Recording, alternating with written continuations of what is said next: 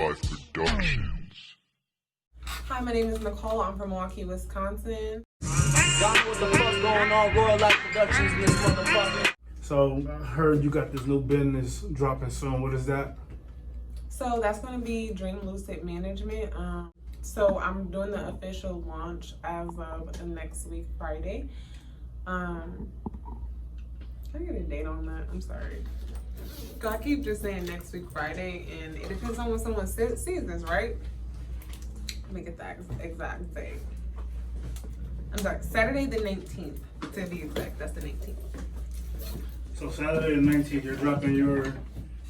So is it a distribution company or is it a marketing company? So it's going to be social media marketing, strictly social media marketing. So what made you come up with this idea? So actually, funny story. Okay. Initially, the company was a music management company. I had 2 artists on my roster, but then, COVID hit and life is life. So we had to make some changes that were necessary. So like one of the changes that I had to make as a manager at the time was, I always ask myself when I'm working with someone, am I an asset or am I a liability, right? And at the time, after COVID, I had nothing to offer the artist. So I was like, you know what? Let me turn this situation into something more beneficial, for me and the artist, because I just couldn't really work. So, long story short, I'm like, yo, you need social media marketing and you need social, to both of my artists, of course. And I'm like, I'm gonna have to do that now, because we can't do concerts, we can't do meetups, we can't do any of the stuff that we had planned. We had a couple shows out in LA. We had South by Southwest coming up. All those things were coming up and everything got canceled. So then at that time, I had to make the decision like, okay, well, let's switch from management to marketing management, because that's going to be where I can provide the most value to my client. So that's how it came about. So how did COVID-19 affect your business? It affected it quite a bit because those concerts, so my artist Big Doobie, he's an AZ artist. So touching on him, he had the last mixtape, or the first mixtape he dropped, the project I should say, Sauce Walker actually hosted. So when Sauce Walker hosted the mixtape, we were able to tap in with him and his people and really gain a little bit of a connection with that. But because of COVID, not being able to really follow up on that business interaction and things like that, obviously that was one of the big things. Then of course South by Southwest, we couldn't do that at all. So that was like, dang. And then the LA shows, we did a show out in Tempe right when COVID hit. And this is before we knew it was as serious as it was. Like, we thought like COVID was like the flu, and nobody tell us that people was really like out here staying at home, social distancing. You know what I'm saying? This is pre-social distance. So when that happened, it was like, it really affected us as far as like even bringing in the crowd, because we couldn't really pull a crowd at that time because no one was like messing with it, So it affected completely, honestly, the business as a whole. It flipped my business, did a 180 on it. It went from management to marketing management, So what made you want to get into management? So, funny story, look. Come on, give me all the tea, you already know. Let me give you the tea. So I used to actually manage in Milwaukee. So I managed a producer, and then I also managed a photographer. But at the time, I was doing it as like more so just like, just to help out some friends, some colleagues, some peers type of thing. And that business relationship ended up not working out. So when I revisited the idea, I realized that I am, not to get too spiritual, but like I'm a light worker, so I always attract situations that kind of just like help build into someone else's life. And as I'm like going into, I'm sorry, I lost my train of thought. Okay, so, after like the whole realizing that it wasn't for me the first time, and then when I came to AZ, everybody literally I ran into was working with music. And so I'm like, the signs, like, I don't think anything's a coincidence, period. So I'm like, okay, you know what? Like, let me just see. So I started back songwriting, and I actually tapped in at the time with Doobie. This is before we were even like working together, and we had like an actual dinner meeting. And then that was at the time he expressed like he really wanted to get back into music, and I'm like, I do too. But I always knew I didn't want to be the artist. Like I don't want the vanity. I want to go to the store and y'all can leave me alone. Okay, I enjoy my privacy. So at the time I was like, you know what? I want to try management again because it was something that I enjoyed, but I just didn't take serious. So that's how it really came about. So why you do want to become an artist? So do you sing? Do you rap? Like, what make you think like that you can become this pop star, or that you didn't want to become this pop star? I would say honestly, it's the vanity. It's the not having the private life, and I'm a private person when it comes to my private life. And I always wanted, and I still do want, a husband and kids one day. And I know that it's like, I feel like with fame, you have to sacrifice. It's like you either sacrifice love or you get fame. I don't know. I don't feel like it's a compromise with that. Like, so that's about it. Okay, so here we go with the real questions. Okay. How do artists become part of your management team? So once the launch is official, there's going to be a form that the artist can fill out. I will be accepting new clients at the time, and there's going to be a limited time, just simply because I believe quality over quantity, and I want to give my focus to the artists that really want it, and I want to be able to give my 100% all to that person. But they can fill it out on the website to answer the question. So what is the website called? So it's going to be dreamlucidmgmt.com. So what made you want to pursue this full time? Well, so I'm going to school for social media marketing analytics. I have a business in it, and then also I'm working with a company doing it. So one of the world's biggest clients I have the privilege of working with. So who would that be? Facebook. Okay. So how did that come about? You working with Facebook?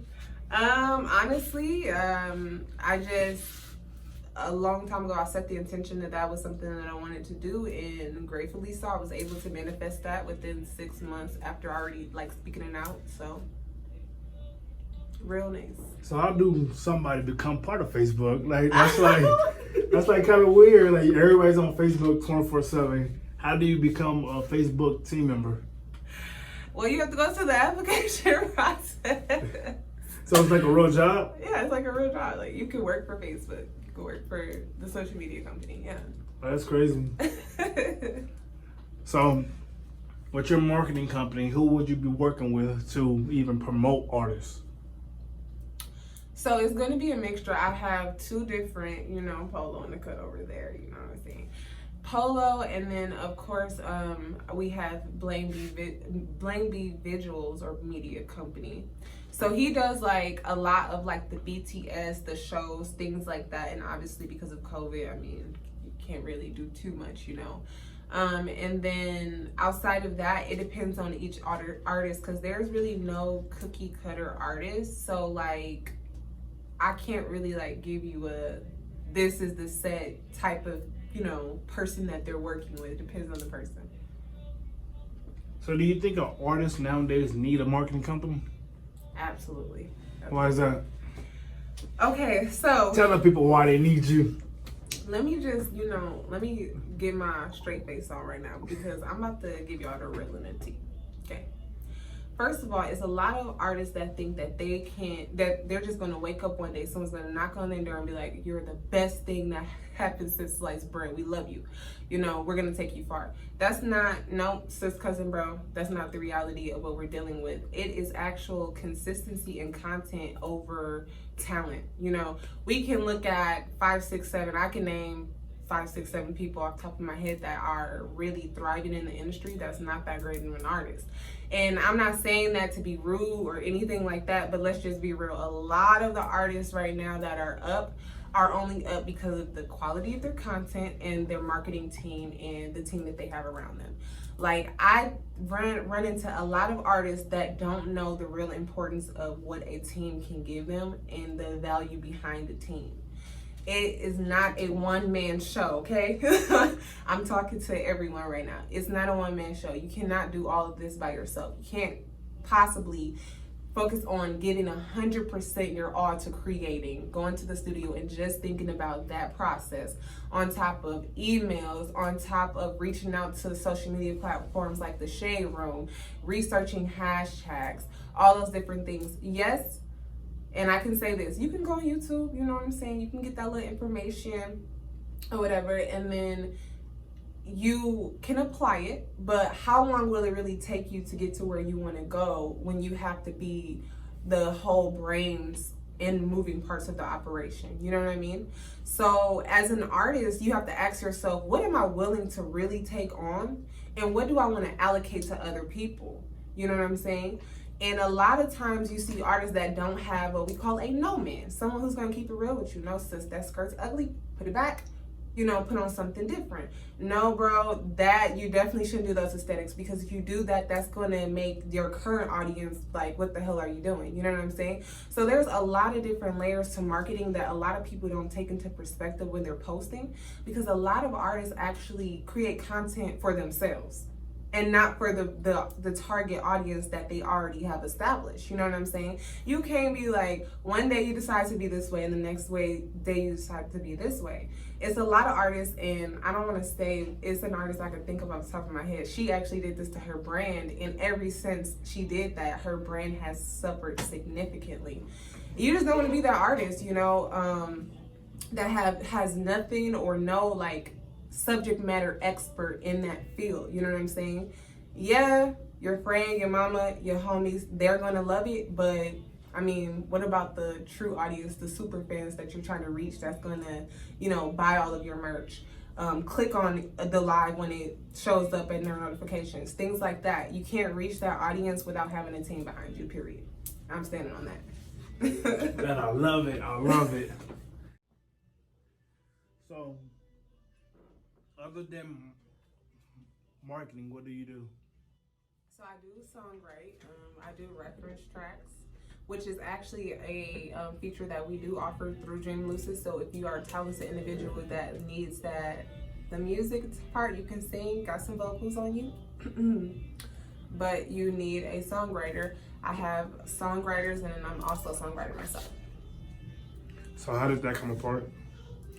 That one was a while. I've been songwriting for a long time. So hold on. Don't people call that ghostwriting? Don't a lot of artists hate that? Like when they don't write their own music, they got somebody else doing it.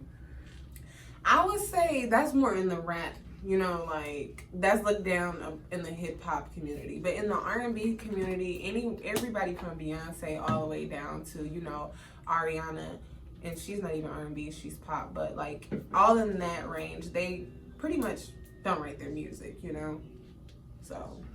So do you have any songs that you wrote out there right now that you can throw out there? I have a song on someone's album by accident. How's that? Accident. No such thing as accident in the music industry. Because like it was supposed to initially be just the reference track, you know what I'm saying? But then he ended up liking my vocals so much, and he liked the aesthetic and flow of the song. He was like, well, can I put you on there? I say yes, but give me that Tierra Thomas, that 7th Streeter, you know, Janelle Monáe. Those are going to be my top 3 call outs, because those are women in the industry that they'll be singing in foreshadow and you have no idea who it is. And that's how I am. Like, yeah, you can use my locals, but do not credit me except for in the actual credits of the song. I don't know feature. I don't want to know and Nicole. Nope, no. So that's how that went about. So you don't want to know Ashanti and J-Lo? Nope. Did you hear about that story? Wait, what happened? How Ashanti had sung most of J-Lo's like records. She was the one that was singing in it, and J-Lo was just lip singing. It's all over YouTube. You gotta. Is this must have just happened? Nah, when J-Lo blew up, that was Ashanti's voice. Oh my God. They made a documentary of it. So a lot of people get like mad at that situation because the songwriter wants the recognition after a while because no one knows who that person is. So after that song blows up for so long, they look for some kind of attention to say, hey, that was me in that song. Like how Miss Chalet and was with NWA. No one knew who she was until she came made that documentary. Yeah. So when you write a song and it blows up, do you still not want that recognition? The financial recognition, absolutely. We gonna make sure our I's crossed and our T's dot. But the actual, like, this is me, no. You don't want the fame. No. Come on. No. What songwriter do not want the fame? Come on. Not in that light. I think maybe because I'm tall as hell, like, y'all can't see this. But Megan Thee Stallion's 5'10". But I'm 6 feet, and I've been getting looked at all my life like I'm walking in a glass bowl. Like, kid you not, I go to the mall right now and people are just looking at me like she's an Amazon. And I don't know, maybe that's what makes me like, I don't want this. Like, because people are always staring at me because I'm tall as fuck. And people come to me and say, how tall are you? Do you play basketball? You know, like, trying to have a conversation. I don't know. It's to the point where it's just like, leave me alone. I don't know. So is that the only reason why you don't want the fame? Is you wouldn't like the criticism that people will throw at you? I take constructive criticism well. I wouldn't think it was that. It's literally my private life. And then on top of that, I feel like it's going to come with it anyway. Because, like, Yandy is a great example of a manager in, you know, the lane that I'm trying to go in as far as a woman. And Deb is too. Where they have a name, you know what I'm saying? They are known in the industry. You know Yandy is a manager. You know Deb is a manager. You know Deb don't play. But at the same time, I'm pretty sure Deb can still go down to the market and get some food and someone want to attack her. So it's like a thin line. I want to be known in the industry for sure. I want some respect on my name when I walk in the door. But I don't want to be Beyonce. You know, I don't want to put be... some respect on my name. All right. But you know, Yandy can't walk to the store and get some groceries. Well, that's because she was on Love It. See, I'm going to opt out of that. So you wouldn't want the fame. Oh, that's crushing me. There's literally no person in the music industry that don't want the fame. Most people either want the money or they want the fame. See, and that... You just want the money. See, I know. So are you doing your business out of the love of music, or are you doing it out of the bread that it might come with? I'm doing it out of the love of music, for sure. Okay, so we're not mixing that up. No. I just know that it's a lucrative business, and if you put in the work, effort, time, and energy, you're going to get, that's going to follow with it, you know? So, you know, bread comes with hard work and dedication. So how long you been doing this? The Management. The music. So it'll actually be a full year this month. So it's been some time, you know. I'm still a baby, probably considered to the industry, but yep, a whole year. So have you got any backlash against anything that you're trying to do? From other people? No, I haven't. What about people that you know and you tell them what you're doing? Like, hey, I'm finna hop into this marketing business. Can you support? Yeah, for sure. So how does that make you feel? It makes me just want to keep grinding even harder, because at the end of the day, regardless if someone supports me or not, I got my own back, and I'm just going to keep going. And then, you know, we pulling up in those Porsche Cayennes and Range Rovers, me and my team, I mean, who was there at the beginning going to be able to reap the benefits at the end. So I'm a Capricorn, so I'm a hard worker, so. You know, that's what I like to hear, especially in the music business, is the never give up situation.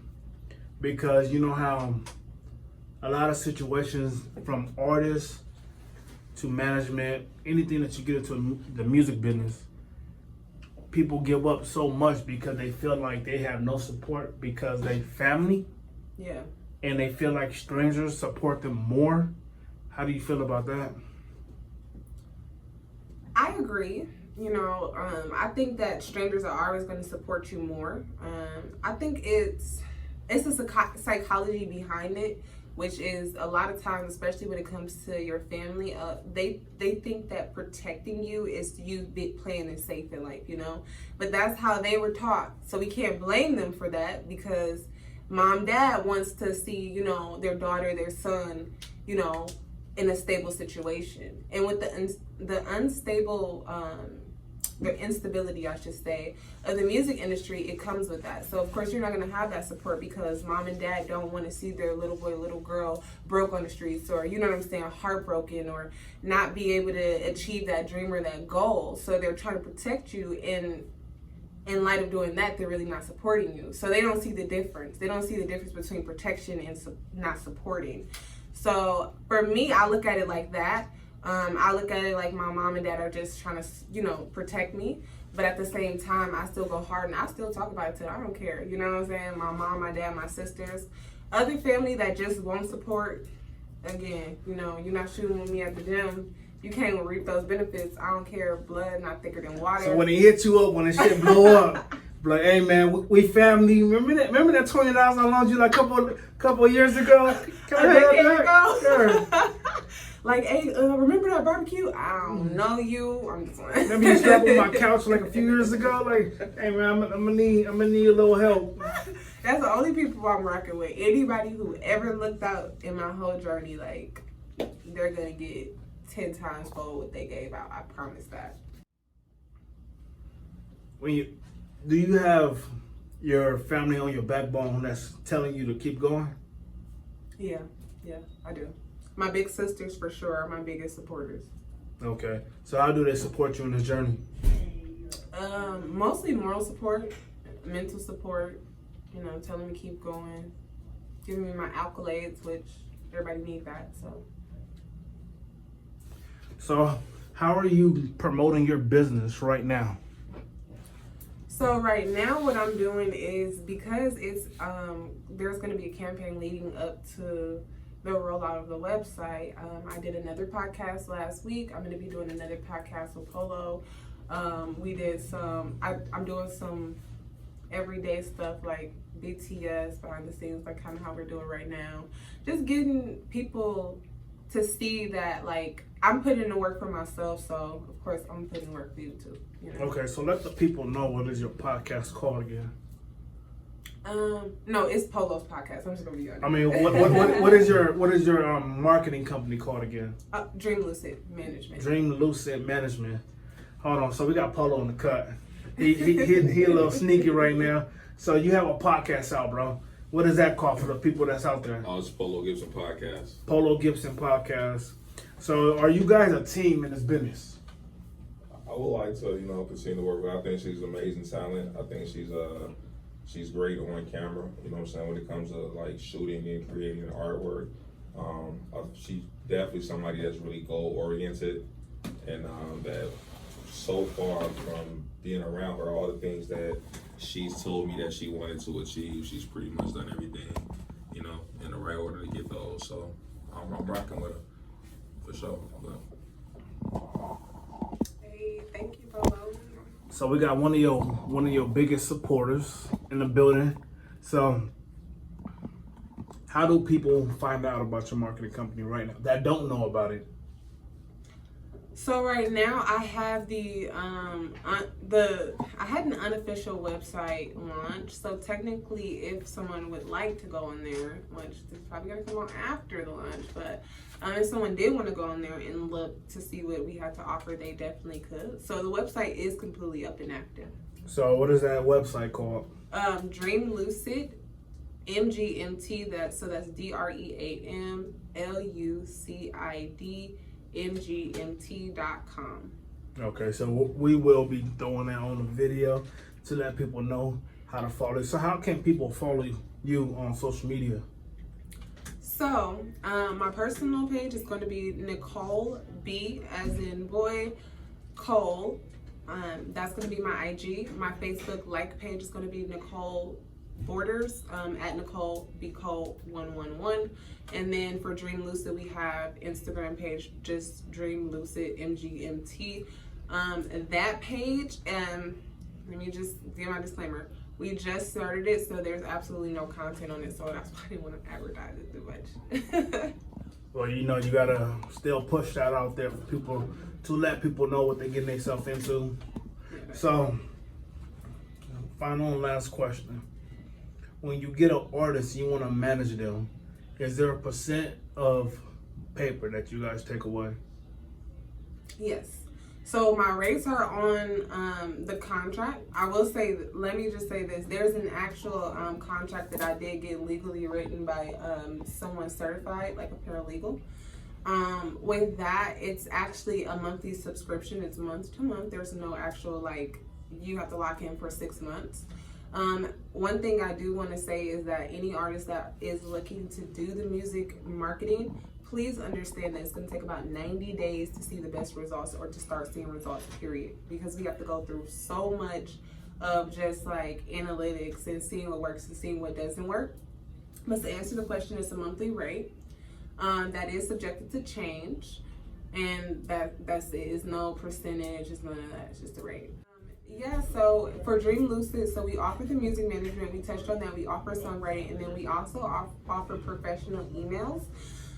Those start at $35. So basically, if you want to reach out to a more prestigious, or however you want to call it, top-notch type of Instagram influencer account or brand. So for instance, the Shade Room, Baller Alert, I already have all of their contact information and things like that. But if you want to actually reach out to those type of companies, we actually do that for you. We set it up in a professional way. We send out the email for you to get the inquiry. We tell you the rate, how much it is for a post, things like that. And then if you want us to continue doing the business for you and actually book the ad that you would like, then that would go into further discussion as far as rates. But the base rate is $35. So when you are sending it, it's going to have an official domain, which is going to be a lot different than coming from @gmail.com. And it'll also have professional format.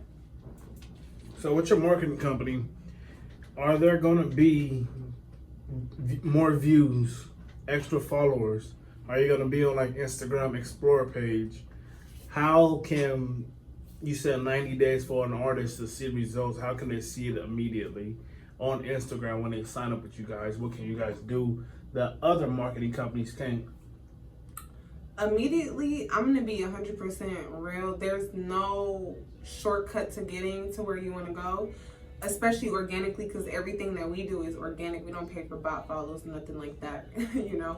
But what's going to separate us is, like, even with Doobie, just for an example, we started his Instagram from zero, literally from scratch, nothing. And right now he's at 800 followers. That's only with 3 months of work put in, period. 3 months, that's it. And that's 800 followers. I mean, if you think about how many followers that is per month that he was racking in, and this is 800 to date, but really truthfully, had COVID not hit, he would have been way, like, you know, further. So